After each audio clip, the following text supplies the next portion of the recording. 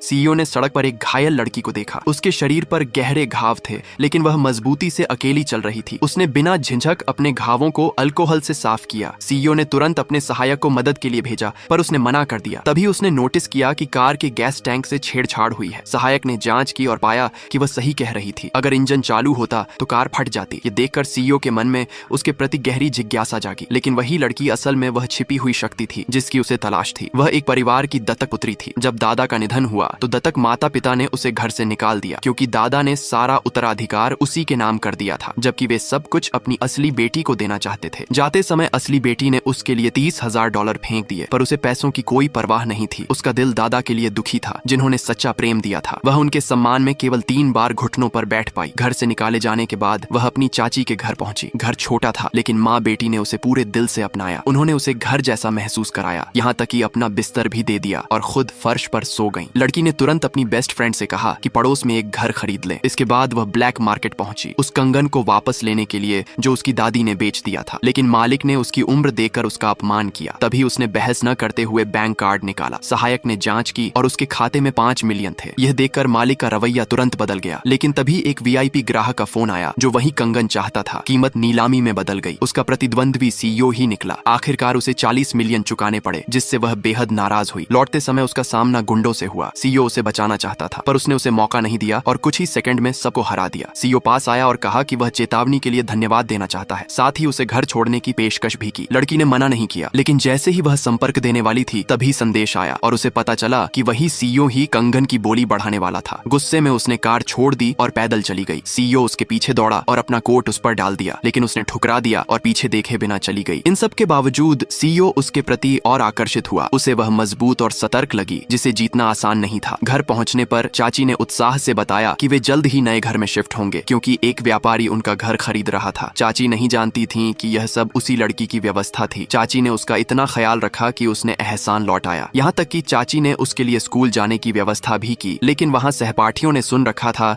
कि उसका आचरण खराब है और पढ़ाई नहीं आती, इसलिए कोई भी उसके साथ बैठना नहीं चाहता था ताकि उनका मार्क्स प्रभावित न हो। लड़की ने एक ही लात से सबको चेतावनी दी। उसे पढ़ाई की आवश्यकता नहीं थी, वह केवल प्रक्रिया पूरी कर रही थी। उसके बेंचमेट ने जब उसकी परीक्षा देखी तो पाया कि वह प्रश्नों को शिक्षक से भी सरल तरीके से हल कर रही थी। एक दिन स्कूल से लौटे समय उसने देखा कि एक बुजुर्ग महिला को दिल का दौरा पड़ा है। तुरंत उसने एक्यूपंक्चर की सुइयां निकाली। लोग उसकी उम्र देखकर आशंकित हुए, पर उसने सेकंडों में पहचान लिया कि उसे बचाने के लिए केवल 4 मिनट थे। उसने एक काली गोली दी और महिला तुरंत होश में आ गई। बुजुर्ग महिला प्रसन्न होकर बोली कि वह उसे अपने सबसे बड़े पोते से मिलवाना चाहती है। उन्होंने संपर्क बदले, बिना यह जाने कि वह पोता और कोई नहीं बल्कि सीईओ ही था।